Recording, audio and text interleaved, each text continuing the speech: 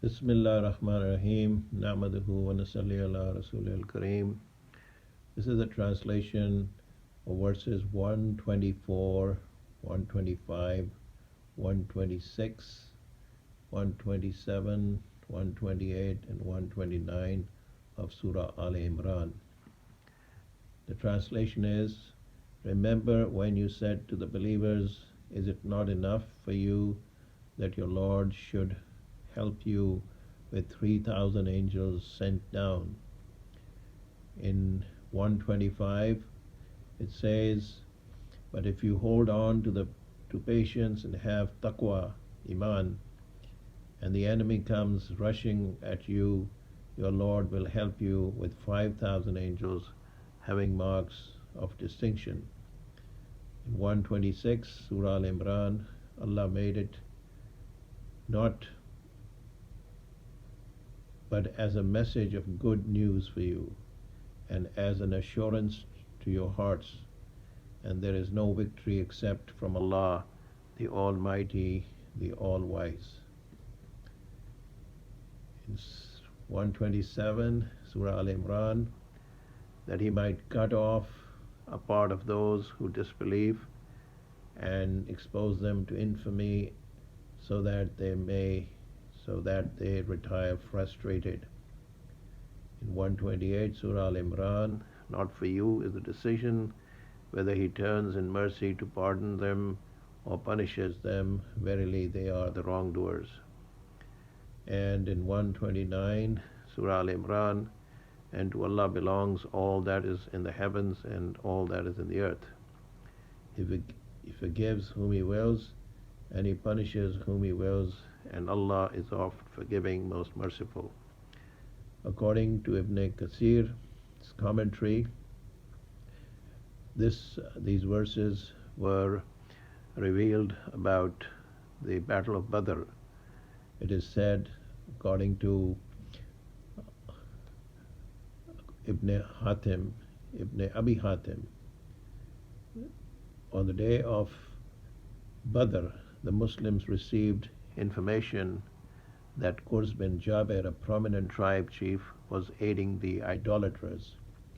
And this news was hard on them, so Allah revealed that, is it not enough for you that your Lord, Allah, should help you with 3,000 angels sent down? The news of the defeat of the idolaters at the Battle of Badr reached Qurs, and He did not reinforce them, and thus Allah did not reinforce the Muslims with 5,000 angels. According to Rabi bin Anas, he said, angels supported the Muslims with 1,000. Allah supported the Muslims with 1,000 angels, and the number reached 3,000, then 5,000. It goes on to say, if one asks, according to this opinion, how can we combine this ayat and Allah's statement about Badr? Remember when you sought help from your Lord, and He answered you, saying, I will help you with 1,000 angels, each behind the other, following one another in succession, until verily Allah is Almighty, All-Wise. We say that 1,000 angels here does not contradict the 3,000 mentioned in the above verse. The word in succession means they follow each other, and thus indicate that thousands more will follow them. The two ayats above, that is Surah 8, verse 9, and Al-Imran, verse 124, are similar in meaning, and it appears that they both were about the Battle of Badr, because the angels did fight in the Battle of Badr, as the evidence indicates. The other opinion is that this was about the Battle of Uhud, but the scholars say that this is not correct, because in the Battle of Uhud the angels did not come to the help of Muslims, because Allah made it conditional, because the Muslims were not patient at Uhud. In the Battle of Uhud, the help of angels was not sent.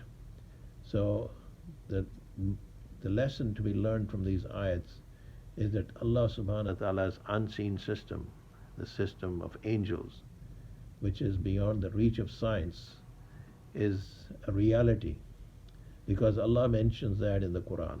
The Quran talks about angels, the unseen creation of Allah, which cannot be confirmed or denied by science. So those people who are believers of science only, who have a one-eyed approach, they only see the material side, and they do not see the unseen, they do not believe in the unseen system of Allah. So Allah mentioned that in the Quran and many places, that the help of Allah came in ways which was not visible to the people living at that time. But people of thinking realized that the victory of the Muslims was beyond their understanding. They could not understand how a few unarmed people were able to prevail over a very well organized army, which was larger in number and in resources. So Allah subhanahu wa ta'ala mentions this in Quran, that the help of Allah is conditional. It's not like in Badr, the help of Allah came and the Muslims were victorious over the unbelievers. And there was a reverse in Uhud, because there were about 50 archers who had left their position,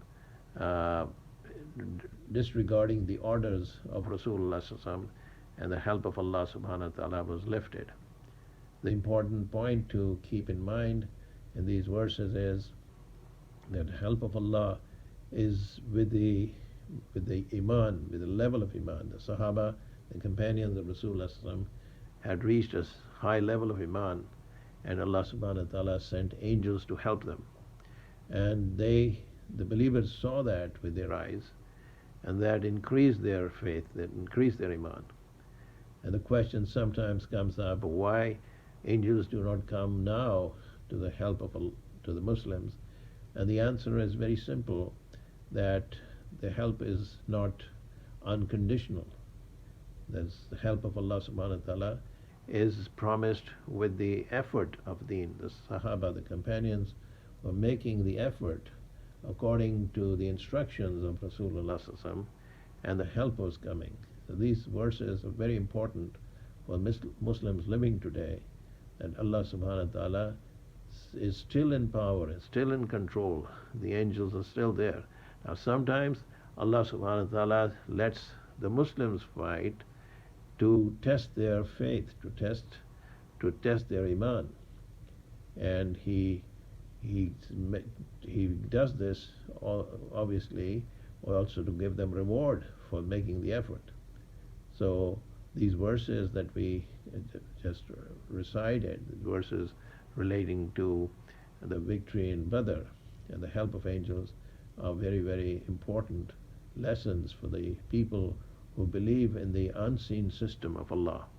And of course, those who do not believe in the unseen system of Allah, no matter how many verses there are in the Quran, it will make no difference to them.